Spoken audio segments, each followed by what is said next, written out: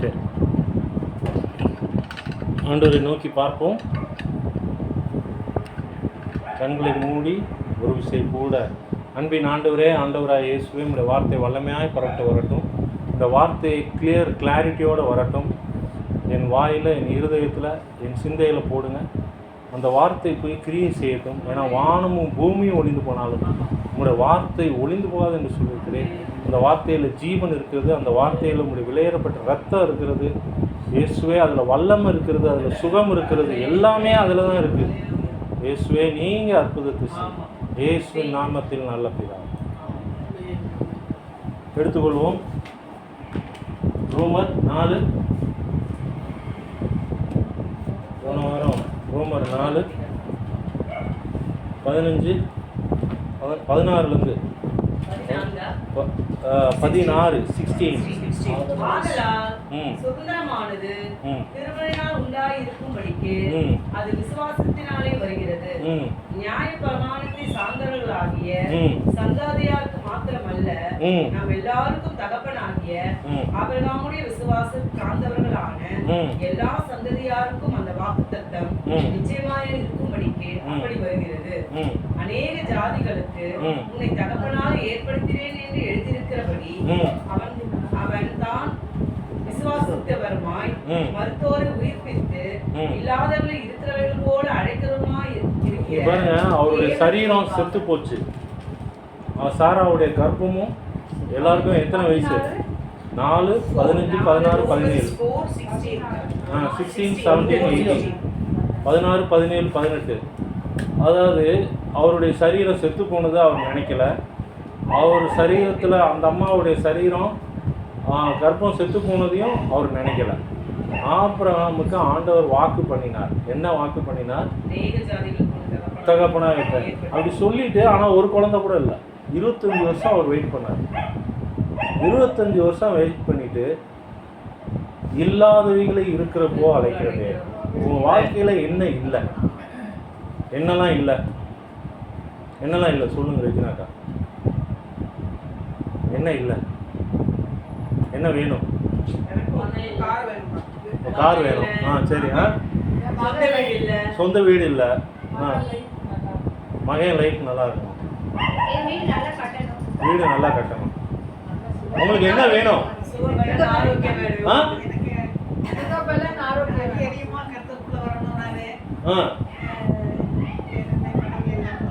எல்லாம் கொடுத்துருக்காரு. சுகம்பலன் வேணும். உங்களுக்கு கூடவே இருக்கணும். உங்களுக்கு ஆரோக்கியம் வேணும். கார் வேணும். உங்களுக்கு என்ன வேணும்? கையின் பிரயாசம் ஆசீர்வதிக்கப்படும். பொண்ணு பாப்பளை கிடைக்கும். பேரனுக்கு ஒரு நல்ல பொண்ணு கிடைக்கும். இதெல்லாம் உண்மைதான். இப்போ இதெல்லாம் இல்லை. கண்ணில் பார்க்கல. எது பார்க்கல? வீடு பார்க்கல, கார் பார்க்கல, பேத்திக்கு மாப்பிள்ளை பார்க்கல, பேரனுக்கு பொண்ணு கிடைக்கல, பையன் இன்னும் நல்லா செட்டில் ஆகணும், எனக்கு என் கூடவே ஆண்டவர் இருக்கணும், எனக்கு சுகம் கிடைக்கணும், எனக்கு விடுதலை கிடைக்கணும், என் கையின் பிரயாசம் ஆசீர்வதிக்கப்படணும், என் பையனுக்கு நல்ல ஏற்ற துணை வேணும். இப்படி இல்லையா? ஒவ்வொருத்தருக்கும் ஒவ்வொன்றும் இருக்குது. இப்போ இது எதுவுமே இல்லை. இப்போ இல்லை. ஆனால் இல்லாததை இருக்கிறது போல நீங்கள் கூப்பிடணும். எப்படி கூப்பிடணும்? நசன்னா இயேசு நாமத்தினாலே இயேசுவி கார் வா, சுகமே வா, வெலனே வா, ஆரோக்கியமே வா, விடுதலையை கொடு, கையின் பிரயாசமே நான் கையிட்டு செய்கிற எல்லாம் ஆசீர்வதிக்கப்படட்டும். எனக்கு நல்ல வீடு கிடைச்சதுக்காக சொல்கிறோம். எனக்கு மாப்பிள்ளையே வா, பேத்திக்கு பொண்ணு வா, என் பையனுக்கு வா, என் பையனுக்கு வா, சிஸ்டர் பையனுக்கு வா. அந்த மாதிரி என்ன வேணும்? சுகமே வா, வெலனே வா, ஆரோக்கியமே வா, பணமே வா. புரியுதா? இதுதான் மெயின். இதுதான் விஷயமே. இப்போ லாசரு மரித்து போயிட்டாரு. சரியா? சிலவங்க என்ன சொல்லுவாங்கன்னா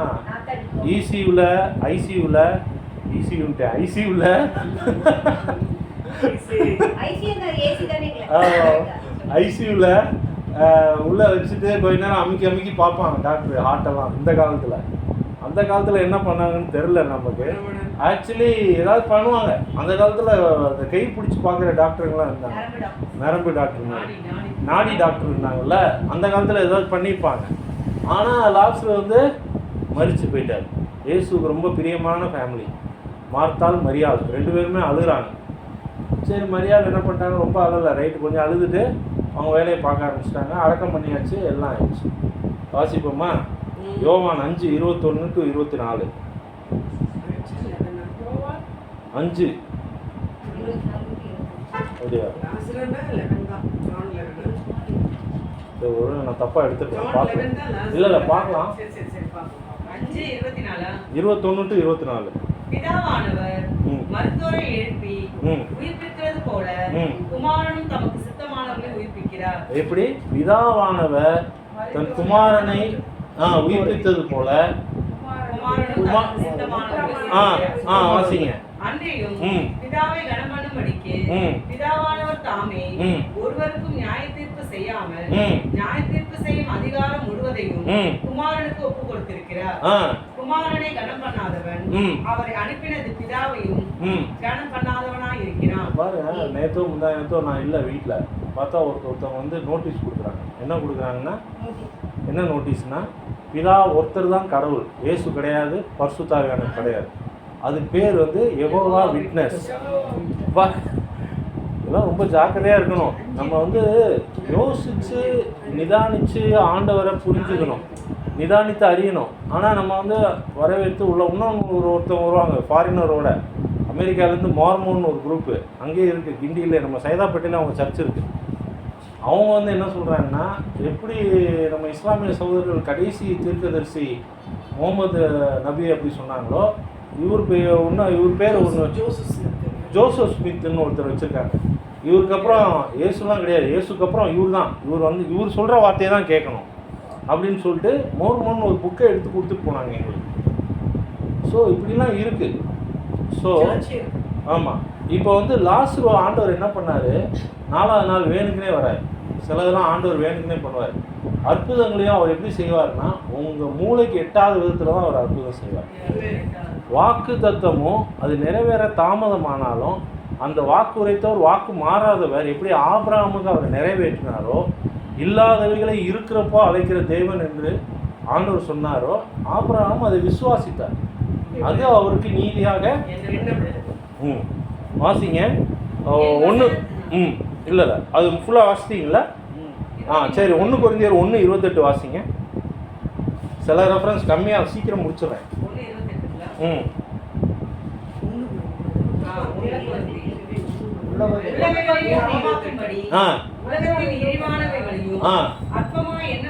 பாருங்க, இன்னைக்கு உலகத்துல பெரிய நல்லா கவனிங்க, உலகத்துல பெரிய பெரிய ஸ்காலர்ஸ் இருக்காங்க. யாரு? லைட்டை கண்டுபிடிச்சவர், ஃபேனை கண்டுபிடிச்சவர், இவங்கெல்லாம் ஆண்டவரை ஏற்றுக்கிட்டா ரொம்ப நல்லா நம்ம அவங்கள இது பண்ணலாம், கனம் பண்ணலாம். நம்ம இது பண்ண எல்லாரையும் நம்ம கனம் பண்ணணும். ஆண்டவரை ஏற்றுக்கிட்டவங்கள இன்னும் கொஞ்சம் ஸ்பெஷலாக கனம் பண்ணணும். 1:28 பாருங்கள். இன்றைக்கி உலகத்தில் வந்து பெரிய பணக்காரங்க இருக்கிறாங்க, நடுத்தர மக்கள் இருக்காங்க, ஏழைங்க இருக்கிறாங்க. சரிங்களா? இப்போ இந்த உலகம் இப்படி தான் போகுது. சரிங்களா? இந்த சொசைட்டியில் இப்படி தான் நம்ம வாழ்கிறோம். உலகத்தில் இதை எதை பார்த்து ஒரு ஆள் மதிப்பு போடுறாங்கன்னா, படிச்சிருக்கியா, படிக்கலையா, வசதி இருக்கா, வாய்ப்பு இருக்கா, வீடு இருக்கா, கார் இருக்கா, பங்களா இருக்கா, பதவி இருக்கா, இதெல்லாம் பார்த்து தான் உலகத்தில் மதிக்கிறாங்க. ஸ்டாலினை ஏன் மதிக்கிறாங்க அப்படின்னா, அவர் முதலமைச்சர் மட்டும் இல்லை, அவர்கிட்ட இருக்கிற ஒரு பவர். என்ன பவர்? முதலமைச்சர்னா என்டையர் தமிழ்நாட்டுக்கு அவர்கிட்ட இருக்குது கண்ட்ரோல். அவர் போலீஸ் அவர் கண்ட்ரோலில் இருக்குது, பணம் இருக்குது, எல்லாம் இருக்குது. அதனால் அவரை மதிக்கிறாங்க. அது மாதிரி உன்னார் கட்சி வந்தால் அந்த அம்மாவை மதித்தாங்க, ஜெயலலிதாவை, எம்ஜிஆரை மதித்தாங்க, கலைஞரை மதித்தாங்க. இதெல்லாம் உலகத்தில் உள்ள பவர்ஸ். பில்கேட்ஸையே மதிக்கிறாங்க, அவர் மைக்ரோசாஃப்டை இது பண்ணாங்க.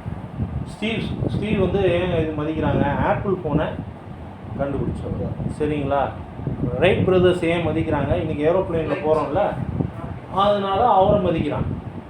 புரியுதுங்களா? தாமஸ் ஆல்வா எடிசன் என்ன கண்டுபிடிச்சார்? மின்சாரத்தை கண்டுபிடிச்சார். அதனால் அவரை மதிக்கிறாங்க. ஆனால் இயேசு பார்வையில் எப்படி தெரியுமா அவர் பார்க்குறாரு? நீ இந்த கோட்டு சூட்டு போட்டு நல்லா நம்ம சிஎஸ்சி சர்ச்சில்லாம் நல்லா அழகாக வந்து உட்காந்துருப்பாங்க.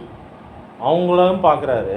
சாதாரணமாக சிஎஸ் சர்ச்சில் சாதாரணமாக என்ன மாதிரிலாம் நான் சாதாரணமாக ஷர்ட் பேண்ட் போட்டு அப்படியே ஓரமாக ஒதுங்கி உட்காந்து அவங்களையும் பார்க்குறாரு. புரியுதுங்களா? அப்போ ஆண்டவர் இருதயத்தை தான் பார்க்குறாரு. நீங்கள் என்ன பணம் வச்சுருக்கீங்க, நீங்கள் என்ன பேங்க் பேலன்ஸ் வச்சுருக்கீங்க, நீங்கள் என்ன சொத்து வச்சுருக்கீங்க, அதை பார்க்குறது. உலகத்தில் உள்ளவைகள் இழிவானவைகள்.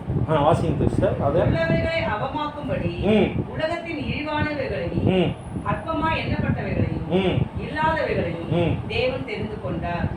மாம்சமான எவனும் இல்லாதவைகளை அவர் ஆண்டவர் தேவன் தெரிந்து கொண்டார். ஒருத்தர் ஒண்ணுமே இல்லையா, வாப்பா நீ என் பின்னாடி வா. பேதுரு பெரிய வேலையில் இருந்தாரா, மீன் பிடிச்சிருந்தார். அவர் கூட இருந்த முக்கால்வாசி சீசர்கள் மீன் பிடிச்சவங்க தான். மீன் பிடிச்சவங்க ஸ்கூலு, காலேஜ், லண்டன், ஆக்ஸ்போர்டு, ஹார்வர்ட்லாம் போய் படிச்சுட்டா வந்திருக்காங்க. இல்லை, அவங்க தெரிஞ்சது அந்த தொழில். அது ஒரு தொழில், அது நல்ல தொழில் தான், அது நமக்கு தெரியாது, ஆனால் அவங்களுக்கு தெரியுது. அவங்க அந்த தொழிலை பண்ணிட்டு இருந்தாங்க. அவங்கள மதித்து சீசராக கூப்பிட்டார். ஆனால் இன்றைக்கி நம்ம எப்படி பண்ணிட்டோம், வேறு மாதிரி பண்ணிட்டோம், ஒன்றி வேறு மாதிரி பண்ணிட்டோம். அதுதான் தப்புன்னு ஆண்டவர் சொல்கிறார். வாசிங்க எபிரேயர் 11:19.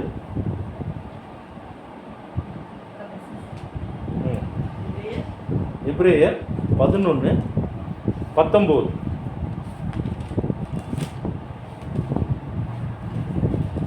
தனக்கு ஒரே பேரானவனையே பலியாக ஒப்பு கொடுத்தான். மற்றவரிலிருந்து அவனை பாவனையாக திரும்பவும் பெற்றுக்கொண்டான். விசுவாசத்தினாலே ஈசாக்கு வருங்காலங்களை குறித்து யாக்கோபையும் ஏசாவையும் ஆசீர்வதித்தான். பாருங்க, குழந்தைய கொடுத்துட்டு என்ன பண்றாரு, ஆண்டவர் டெஸ்ட் பண்றாரு. இதுதான் டெஸ்ட் ஆஃப் ஃபெய்த். ஆண்டவர் சோதிக்கிறது இல்லை, உங்க விசுவாசத்தை அவர் டெஸ்ட் பண்ணுவார், சோதிச்சு பார்ப்பார். ஆனால் அவர் தீங்கினால யாரையும் சோதிக்க மாட்டார். உங்களுக்கு ஒரு காய்ச்சல் வருதுன்னா அவருக்கு இயேசு கொடுத்தாருன்னு சொல்கிறாங்க. இயேசுவா அங்கேருந்து மேலேருந்து காய்ச்சலை அனுப்பி விட்டுருக்காரு. பரலோகத்தில் ஏதாவது காய்ச்சல் இருக்கா, பரலோகத்தில் சளி இருக்கா, பரலோகத்தில் கொரோனா இருக்கா, பரலோகத்தில் பிபி இருக்கா, பரலோகத்தில் சுகர் இருக்கா, கேன்சர் இருக்கா, டிபி இருக்கா? எதுவுமே கிடையாது. ஆனால் பிசாசு நம்மளை என்ன பண்ணுறான், கொல்லவும் திருடவும் அழிக்கவும் வரான். உங்கள் சரீரத்தை என்ன பண்ணுறான், வியாதிக்கிறான், வியாகுலப்படுத்துகிறான். எப்படியாவது ஆண்டவர் விட்டு உங்களை கொஞ்சம் பின்னாடி வச்சிடலான்னு பார்க்குறான். ஜான் ஏறி மொளை சறுக்குன்ற மாதிரி ஒரு அடி மேலே ஆண்டவருக்காக வைராகமாக ஏறி வரும்போது உடம்பு பலவீனமானவன்னு நம்ம என்ன பண்ணிடுறோம், சோர்ந்து போய் படுத்துக்கிறோம். அதுதான் பிசாசனுடைய தந்திரம். அவனுடைய தந்திரத்தினால உங்கள் சரீரத்தை பலவீனப்படுத்திக்கிட்டே இருக்கான். ஆனால் நீங்கள் என்ன பண்ணோம், இல்லாதவைகளை இருக்கிறப்ப அழைக்கிறேன்னா சுகம் என்னுடையது, அவர் தாமே என் பலவீனங்களை ஏற்றுக்கொண்டார், அவர் தாமே என் நோய்களை சுமந்தார், அவருடைய தழும்புகளாலே நான் சுகமானேன். எனக்கு முட்டி வலிக்குது, என் முட்டி நல்லானதுக்காக ஸ்தோத்திரம், என் இடுப்பு வலி நல்லானதுக்காக ஸ்தோத்திரம், என்னுடைய கை கால் வலி நல்லானதுக்காக ஸ்தோத்திரம், என் தலைவலி ஒத்த தலைவலி எடுத்து போட்டதுக்காக ஸ்தோத்திரம், என் சளியெல்லாம் எடுத்து போட்டதுக்காக ஸ்தோத்திரம், என் வியாதி வியாகுலத்தெல்லாம் எடுத்து போட்டதுக்காக ஸ்தோத்திரம், என் தோல் வியாதியெல்லாம் எடுத்து போட்டதுக்காக ஸ்தோத்திரம், என்னுடைய சக்கரை வியாதியெல்லாம் நார்மலாக இருப்பதுக்காக ஸ்தோத்திரம், என்னுடைய பிபி எல்லாம் நார்மலாக இருப்பதுக்காக ஸ்தோத்திரம், சரீரம் அவருடைய சாயலின்படி ரூபத்தின்படி படைக்கப்பட்ட இந்த சரீரம் நார்மலாக எங்கு தலையிலிருந்து கால் வரைக்கும் எல்லாமே அவருடைய ரூபத்தின்படி சாயலின்படி படைக்கப்பட்ட இந்த சரீரத்தை நீ தொடாத பிசாசே. ஒரு எக்ஸாம்பிள் சொல்கிறேன். நேற்று என்ன தெரியல, திடீர்னு சாப்பிட்டு வந்தோம், பார்த்தா வெயில் ஒரு மாதிரி உள்ள என்னமோ பண்ணி ஒரே எப்படி சொல்கிறது, ஒரே கேஸாக வந்துச்சு, அன்ஈஸியாக இருந்துச்சு. அப்புறம் ஜோம் பண்ணோம், ஜோம் பண்ணி வெளியே வயிற்றுலேருந்து வெளியே போ, எது போ, இந்த அன்ஈசினஸ் வெளியே போ, இந்த கேஸ் வெளியே போ, இந்த பிரச்சனையும் வெளியே போ அப்படின்னோடனே நேராக போய் ரெஸ்ட் ரூமில் உட்காந்து முடிஞ்சிடுச்சு. எதுக்கு இதை சொல்ல வரேன்னா, பாயிண்ட் என்னென்னா, நம்ம சரீரங்கள் அப்பப்போ நம்ம சாப்பிட்ற உணவுகள்லாம் என்ன இருக்குது, முன்னாடி மாதிரி சத்து உள்ளது கிடையாது, எதுவுமே எல்லாமே கலப்படம், எல்லாம் கெமிக்கல்ஸு. ஆனால் அதனால் என்ன பண்ணுது, நம்ம சரீரம் பாதிக்குது. அது ஒன்று கெமிக்கல்னால பாதிக்குது, ரெண்டாவது பிசாசு வேற நம்ம சரீரத்தை தொட்டு விளையாடுறான். யோபு என்ன பண்ணால் பிசாசு பார்த்தீங்களா, அதுக்குள்ளே நான் போக விரும்பலை, சரிங்களா? அது உங்களுக்கு தெரியும். 35வது வசனம், எபிரேயர் 11:35. சாக கொடுத்து தங்களுடையவர்களை உயிரோடு எழுந்திருக்க பெற்றார்கள். வேறு சிலர் மேன்மையான உயிர்த்தெழுதலை அடையும்படிக்கு விடுதலை பெற சம்மதியாமல் நம்ம வாழ்க்கையில எதெல்லாம் செத்து கிடக்குங்க? நீங்க ஆதியில இருந்த கிறிஸ்து மேல உள்ள அன்பு உங்களுக்கு குறைஞ்சிருக்குன்னா அதை உயிர்ப்பிக்கணும்னா மறுபடியும் ஆண்டவரே நான் உங்களுக்குள்ள வளருவேன், உங்களுக்குள்ள இன்னும் அதிகமா ஜெபம் பண்ணுவேன், உங்க சமூகத்துல காத்திருப்பேன், உங்களிடத்துல காத்திருந்து ஜெபம் பண்ணுவேன், நான் காலையில எழுந்திரிச்சு ஜெபம் பண்ணுவேன், அல்ல நைட்டு முழிச்சு ஜெபம் பண்ணுவேன். ஏதாவது ஒன்று நைட்டு முழிச்சு ஜெபம் பண்ணால் அல்லது காலையில் எழுந்திரிச்சு ஜெபம், ஏதாவது ஒரு டைமை சூஸ் பண்ணி ஆண்டவரே உங்களுக்கு நேரத்தை ஒதுக்குவேன், உங்களுடைய சமூகத்தில் நான் என் ஹார்ட்டை போர் அவுட் பண்ணுவேன், என் இருதயத்தை உங்கள்கிட்ட கொட்டுவேன். அவ்வளோதான். அந்த நாளுக்குள்ள எல்லா சமாதானம், நிம்மதி, சந்தோஷம், இளைப்பாறுதலை வாங்கிட்டு நான் விசுவாசத்தோடு நான் வேலைக்கு போவேன், தைரியத்தோடு வேலைக்கு போவேன், நம்பிக்கையோடு வேலைக்கு போவேன். இதுதாங்க நம்ம உள்ள இல்லாதவைகளை இருக்க. உங்கள் வாயிலே வல்லமை இருக்கா இல்லையா? இல்லைன்னா எதுவும் இல்லை, இருக்குன்னா இருக்குன்னு, இல்லைன்னா இருக்காது, எதுவுமே இல்லாமல் போயிடும். ஆனால் இருக்குன்னு சொல்லி பாருங்க, எல்லாம் இல்லாத கூட வந்துடும். இல்லாத எது? நிம்மதி, சந்தோஷம், சமாதானம், நல்லா படுத்தா நித்திரை எல்லாம் வரும். சுகம், பலன், ஆரோக்கியம், ஆசீர்வாதம், ஐஸ்வர்யம், செழிப்பு, எல்லாம் என்ன வேணும் எல்லாமே அதில் அடங்கிது. சரியா? இப்போ வாசிங்க ரோமர் 8:11. ஒருத்தர் 1 பேதுரு 2:10.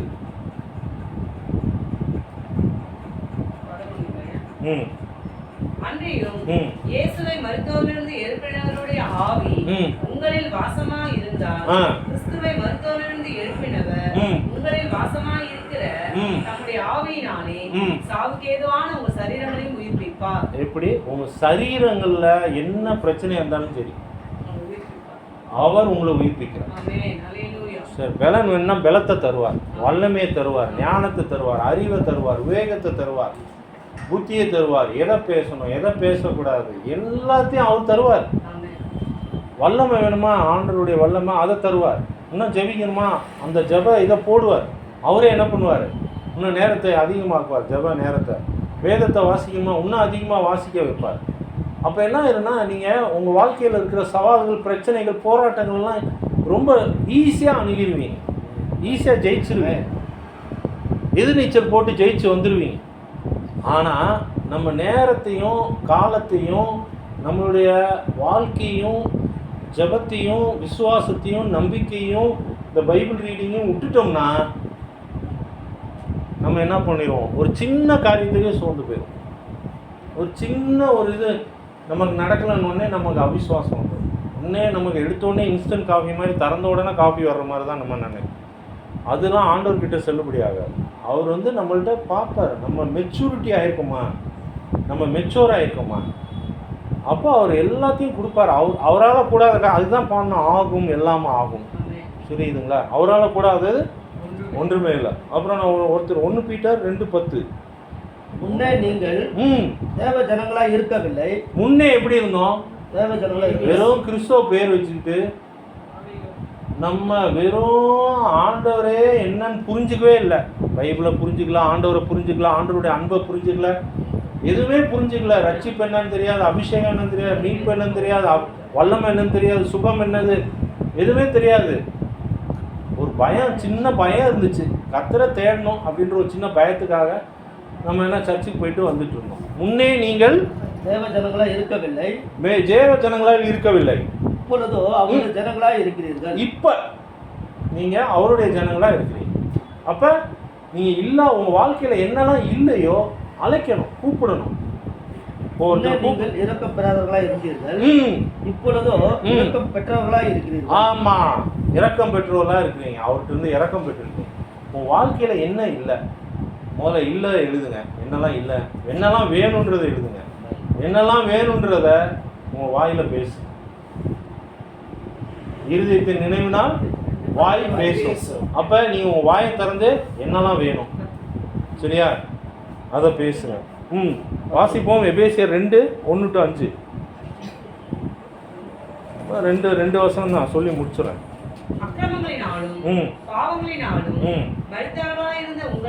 நம்மளாம் எப்படி இருந்தோம்? நம்ம செஞ்ச இப்போ நான் வந்து பழைய மனுஷனாக இருக்கும்போது கோவத்தில் பேசிடுவேன் டக்கு டக்குன்னு. ஆனால் போன வாரம் சர்ச்சுக்கு போகும்போது சிஸ்டர் கூட பார்த்தாங்க என்னை நடத்தின விதம். பாஸ்டர் வந்து வேணும்னு நிப்பாட்டி வச்சுட்டு போயிட்டார். ஆனால் நான் வந்து என்ன பண்ணல, அமைதியாக இருந்தேன், ரொம்ப பொறுமையாக இருந்தேன். நம்ம சர்ச்சில் தான் ரொம்ப பொறுமையாக இருந்தேன். ஏன்னா ஒரு நிமிஷம் ஆகாது கோவப்பட, ஒரு நிமிஷம் ஆகாது நானுன்றது என்னை காட்ட. ஆனால் நான் என்னை காட்டிக்கவே விரும்பலை. புரியுதுங்களா? அவங்க என்னை பனிஷ் பண்ணுறாங்களா, நிற்க வச்சுட்டு போடுறாங்க. அவர் சொல்கிறார் ஐயர், பரவாயில்ல அவர் பனிஷ் பண்ணால் தப்பு அந்த சைடில் தான். ஆனால் நான் என்ன சொன்னாங்க, அங்கே உள்ளவங்களாம் ஏதோ மிஸ்டேக் நடந்துருச்சுன்னு சொல்லுங்கள். அது கூட எனக்கு சொல்ல தெரில. நமக்கு வந்து இந்த பட்டர் ஜாம் தடவிலாம் எனக்கு பேச தெரியாது. அப்படி இந்த க்ரீம் தடவிலாம் என்னால் பேச முடியாது. ஸ்ட்ரெயிட்டாக உள்ளதை உள்ளதென்றும் இல்லதை இல்லதென்றும் அதுக்கு அது மாதிரி தானா. அப்புறம் அவங்க சொன்னாங்க, அப்படி சொல்லி கொடுத்தாங்க, இப்படி சொல்லுங்கள் இந்த வார்த்தை அப்படின்னு சொன்னோடனே அவர் உடனே அடுத்த செகண்டில் என்ன சொல்லிட்டார், இப்போ உங்கள் சைடில் தான் மிஸ்டேக் நீங்கள் ஒத்துக்கிட்டதுனால கொடுத்துருப்பா புது கார்டை. எங்கே போய் சொல்லி அழுது. ஒரு சர்ச்சில் எப்படி இருக்காங்க பாருங்க. அதுதான் சொல்கிறேன், பொறுமையாக இருந்தால் பூமியவே ஆளலாம். ஆனால் நம்ம கோவப்பட்டோம்னா அந்த நேரம் என்ன ஆயிரும், எல்லாமே போயிடும். தேவனாவும் போயிடும், அபிஷேகம் போயிடும், நமக்குள்ளே ஒரு கில்ட்டி குற்ற மனப்பான்மை வந்துடும். ஆனால் முன்னே நம்ம அப்படி தான் இருந்தோம். கோவம் காலேஜில் யூனிவர்சிட்டியில் படிக்கும்போது வாத்தியார் ப்ரொஃபஸர் ஏதாவது சொன்னால் கோவம் வரும். அந்த மாதிரி கோவம் இந்த ஆள் தான். ஆனால் இப்போ வந்து என்ன ஆயிடுச்சு, அப்படியே ஆண்டவர் அப்படியே அந்த மெச்சூரிட்டிக்குள்ளே நடத்துகிறார். கொஞ்சம் வீணா வேற அப்பப்போ இல்லைல்ல அப்படி இப்படி நம்மளை அப்படியே இப்படி அப்படி ஆமாம் ஆமாம் அப்படியே அந்த அப்படி இப்படி இப்படி அப்படின்னு ஆமாம் ஆமாம் கோல்டாகவே மாற்றிட்டாங்க. வாசிங்க வாசிங்க. அவைகளில் நீங்கள் முதல் காலத்திலே இவ்வுலக வழக்கத்திற்கு ஏற்றபடியாகவும் கீழ்ப்படியாமையும் பிள்ளைகளிடத்தில் இப்பொழுது கிரியை செய்கிற ஆகாயத்து அதிகார பிரபுவின் ஆவிக்கேற்றபடியாகவும் நடந்து கொண்டீர்கள். அவர்களுக்குள்ளே நாம் எல்லாரும் முதல் காலத்திலே நமது மாமிச இச்சையின்படி நடந்து நமது மாமிசமும் மனது விரும்பினவர்களை செய்து சுபாவத்தினாலே மற்றவர்களைப் போல கோபாக்கினை பிள்ளைகளாய் இருந்தோம். போதும், இதுதான் நம்ம குணம். ஆக்சுவலி நம்ம குணம் இதுதான். வீண் வைராக்கியம், கோபம், எரிச்சல், கசப்பு இதெல்லாம் இருந்துச்சு நமக்குள்ள, இல்லைன்னா சொல்ல முடியாது. நம்ம வெறும் பேர் கிறிஸ்தவனாக இருக்கோம். நானும் ஒருத்தனை ஆளை வச்சே அடிச்சிருக்கேன். சரியா, ஸ்கூலில் படிக்கும்போது அவன் என்னைய சார்கிட்ட காட்டி கொடுத்துட்டான். நான் பேசிகிட்டே இருந்தேன். அவர் பளிச்சுன்னு மேக்ஸ் வாத்தியார் என்ன பண்ணிட்டாரு, இவ்வளோ பெரிய கம்பு வச்சு டமால்னு அடிச்சிட்டாரு 2 கையிலையும். சரி இன்னைக்கு எப்படியும் ஆளை வச்சு அடிச்சிருந்துன்னு சொல்லிட்டு அந்த பையனை ஆளை வச்சே அடிச்சிருக்கோம். இந்த மாதிரி தான் இருந்தோம். அதெல்லாம் தெரியல பாருங்க, அதெல்லாம் பாவம் தெரில. ஆனால் அது செஞ்சோம். ஆனால் அது இப்போ தெரியுது, அது பாவம், அந்த மாதிரி செய்யக்கூடாது அப்படின்னு. இப்போ இருக்கிற அந்த வல்லமையாக அபிஷேகம் அப்போ இல்லை. அதனால் தெரியல பாருங்க, அது தெரிஞ்சு அப்படி தான் நம்ம இருந்தோம் எல்லாருமே. நம்ம ஃப்ளைட்டே அப்படி தான். ஆனால் ஆண்டவர் நம்மளை எவ்வளோ மாற்றி வச்சுருக்கிறாரு பாருங்க. அதுக்கு சொல்ல வரேன். எபிரேயர் 11:7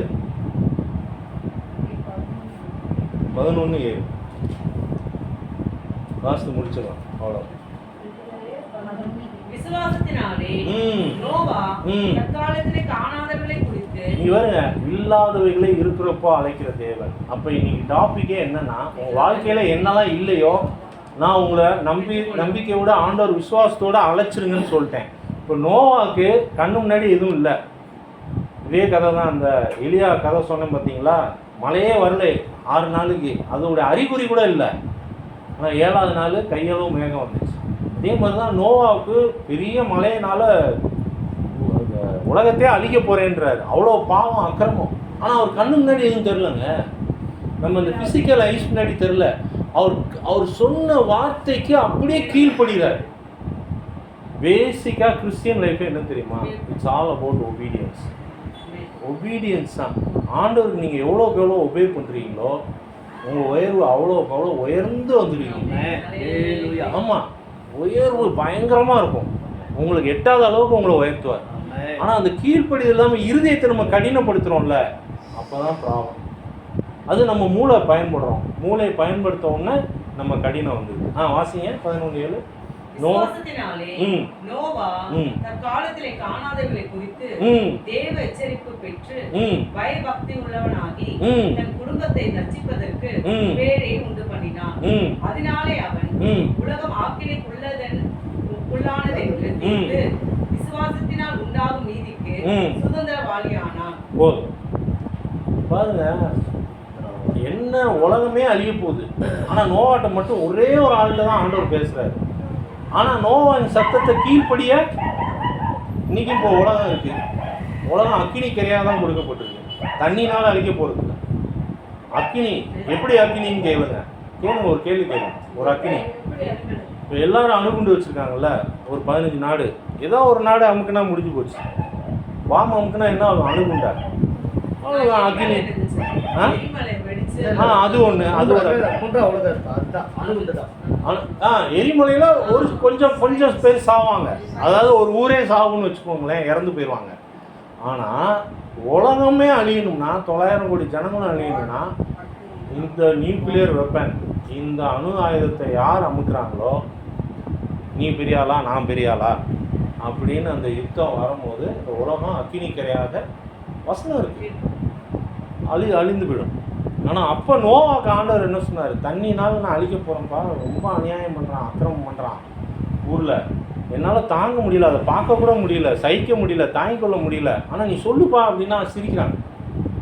அதே மாதிரி இன்றைக்கும் வந்து பெரிய பெரிய அறிவாளிகள்லாம் இருக்காங்களோ, உலகப்புறமான அறிவாளிகள்லாம் என்ன நினச்சிருக்காங்கன்னா, இன்னும் பல வருஷத்துக்கு உலகம் இப்படியே தான் போயிட்டே இருக்கும், இன்னும் டெக்னாலஜி வளரும், அது வளரும், எலக்ட்ரானிக்ஸ்லாம் வளர்ந்துடும் அப்படின்னு. வெகு சீக்கிரம் பாருங்கள், ஆண்டவர் வந்து அமெரிக்காவில் ட்ரம்ப்பை கொண்டிருக்காருன்னா அதுவே ஒரு அடையாளம். என்னென்னா நிறைய காரியங்கள் இஸ்ரேலை நல்லா கண்ணோக்கி பார்த்துட்டே இருங்க. இப்போ ஹமாஸை வந்து டேக் ஓவர் பண்ண போகிறாங்க, அங்கே பில்டிங் கட்டி கொடுக்க போகிறாங்க, இதெல்லாம் மூவை பார்த்துட்டே இருங்க டிவியில். ரொம்ப வெகு விரைவு ஆண்டவருடைய வருகை, சரியா? ஆனால் நம்ம எந்த டேட்டுன்னு எந்த ஊழியக்காரரும் பெரிய ஊழியக்காராலையும் சொல்ல முடியாது. அது இயேசுவே என்ன சொல்கிறாருன்னா, பிதா ஒருவரை தவிர என்னால் கூட அந்த நேரத்தையும் வேலையும் நான் அறியேன்னு சொல்லுவேன். சரிங்களா? இன்னும் டைம் இல்லை. நான் அதான் அந்த கடுமளவு மேகம், அதான் முதலே சொல்லிட்டேன். 1 ராஜாக்கள் 17:19 அவர் டிப்ரெஷனில் போயிடுறாரு. 1 ராஜாக்கள் 19. இப்போ நம்ம இன்னைக்கு வாழ்க்கையில் இன்னைக்கு நிறைய ஜப குறிப்பாக என்ன வருதுன்னா, மன அழுத்தம். வாலிப சகோதரருக்கும் சரி, சகோதரிக்கும் சரி, மிடில் ஏஜில் இருக்கவங்களுக்கும் சரி, வயசானவங்களுக்கும் சரி, இந்த டிப்ரெஷன் வந்து ஒரு பொல்லாத பிசாஸ். இந்த டிப்ரெஷன்னா என்னென்னா மன அழுத்தம். இது நிறைய பேருக்கு இந்த சைக்காட்ரிக் டாக்டர்கிட்ட போனீங்கன்னா, என் ஃப்ரெண்டு ஒருத்தன் திருநெல்வேலியில் இருக்கான், எப்ரான் பெரிய கிளினிக்லாம் வச்சுருக்கான். அவன் வந்து என்ன சொல்கிறான்னா, ஏதோ ஒரு வகையில் இவருங்க ரொம்ப வேலை செஞ்சால் அது ஒரு கைண்ட் ஆஃப் டிப்ரெஷன், ரொம்ப தூங்கினா அது ஒரு கைண்ட் ஆஃப் மன அழுத்தம்ன்றான், ரொம்ப சாப்பிட்டுக்கிட்டே இருந்தால் அது ஒரு கைண்ட் ஆஃப் மன அழுத்தம்ன்றான், ரொம்ப கவலைப்பட்டு தனியாக உட்காந்து யோசிச்சுக்கிட்டே இருந்தால் அது ஒரு மன அழுத்தம்ன்றான், ரொம்ப அழுதுகிட்டே இருந்தால் யாரையுமே பார்க்க விரும்பலை, பேச விரும்பலை, தனிமையாகவே இருக்க விரும்புகிறாங்க, அது ஒரு வகையான மன அழுத்தம்ன்றான். ஐடியில் வேலை செஞ்சு ப்ரெஷர் ஆகி வந்து எங்கேயாவது வெளியில் போய் அப்படி சுற்றி பார்க்குறது, அதனால மன அழுத்தத்தை இது பண்ணிக்கிறாங்க. ஸோ மன அழுத்தம் ஏன் வருதுன்னா, மைண்டு, அவங்க சிந்தை. இந்த சிந்தையில் இயேசு இருந்தாருன்னா, அவருடைய வார்த்தை இருந்துச்சுன்னா, அவருடைய வல்லமை இருந்துச்சுன்னா, அவருடைய வாக்குத்தத்தம் இருந்துச்சுன்னா, இந்த மைண்டை பிசாசு பிடிக்க முடியாது. புரிஞ்சவங்க ஒரு அலையில சொல்லுங்க. சரிங்களா? இந்த மைண்ட் ரொம்ப முக்கியம். ஸோ இந்த மைண்டுக்கு எந்திரிச்ச உடனே காலையில் எழுந்திரிச்சு என்ன பண்ணிடணும்? ஆண்டவர்கிட்ட ஒப்பு கொடுக்கணும்.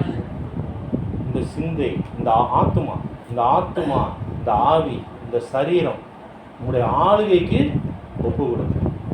உங்களுடைய சமாதானம், நிம்மதி, சந்தோஷம், இளைப்பாறுதல் எனக்குள்ளே இருப்பதாக அப்படின்னு சொல்லிட்டீங்கன்னா, இந்த நாளைக்குள்ளே எல்லாம் கொடுத்துருவார். அந்தந்த நாளைக்குள்ள பாடுகள் போதும்ல. ஸோ அந்த நாளைக்குள்ள அந்த கிரேஸ், அந்த கிருபை, அந்த பலன், அந்த ஆரோக்கியம், அந்த சுகம், சமாதானம், நிம்மதி, சந்தோஷம், இளைப்பாறுதல் அவர் கொடுத்துருவார். இதையும் கேளுங்க. இது இல்லைல்ல, இல்லாதவையில் இருக்கிறப்போ கண்களை மூடி ஜெபம் பண்ணுவோம். அன்பின் ஆண்டவரே, ஆண்டவராய் இயேசுவே, உம்முடைய வார்த்தையை சொல்லிவிட்டேன், அது இருதயத்தில் பதிக்கிறேன். இது மறையாதபடி இது அவருடைய வாழ்க்கையிலே மறுரூபமாகட்டும், கனிகளை கொடுக்கட்டும், அற்புதங்களை, அடையாளங்களை செய்யட்டும், கட்டுகள் அறுக்கப்படட்டும். நசன்னாய் இயேசு நாமத்தில் அரண்கள் நிர்மலமாக்கப்படும், எல்லா பாண்டேஜுகள் ஒட்டைக்கிறேன். நசன்னாய் இயேசு நாமத்தில் அற்புதத்தை, அதிசயத்தை செய்து இருதயத்தை பரவசப்படுத்தி ஆசீர்வதிங்க. காத்து வீட்டுக்குள்ள சமாதானம், நிம்மதி, சந்தோஷம், இளைப்பாறுதல் இருக்கு. ஒவ்வொருத்தருக்குள்ள உடைய நிம்மதி, சந்தோஷம், இளைப்பாறுதல், ஆசீர்வாதம் இயேசுவின் நாமத்தில் ஜெபிக்கிறோம் நல்ல பிதாவே. என் ஆத்துமாவே கர்த்தரை ஸ்தோத்திரி, முழுவதுமே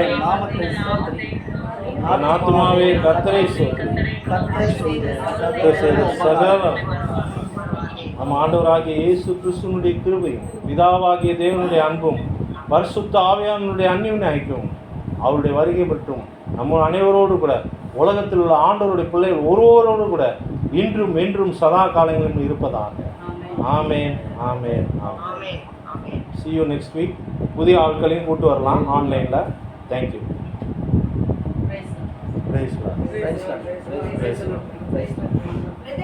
என்னோட ஃபோன்ல டவுன்லோட் பண்ணிட்டீங்களா ஆன்லைன்ல?